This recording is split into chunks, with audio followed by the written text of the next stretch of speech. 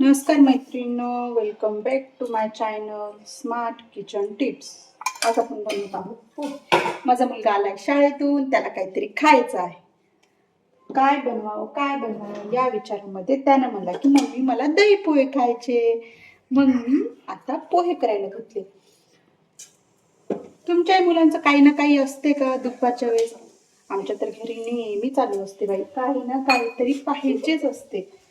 मस्त आता खमंग पोहे करून घेते, मग दही पोहे त्याच्यासोबत मीही खाते. छोटा मुलगा झोपले, मस्त आता पोहे बनवते.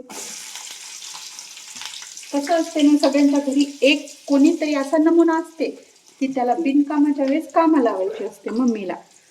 तसंच आहे माझ्याही घरी. तुमच्याही घरी असेल तर मला कमेंट बॉक्समध्ये नक्की सांगा.